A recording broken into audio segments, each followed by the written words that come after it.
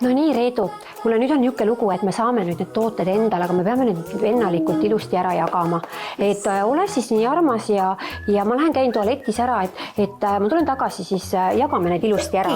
Okei, jagame, kõik teen ausalt nii.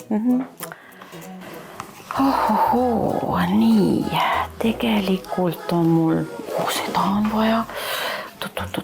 Mul on üks mõte.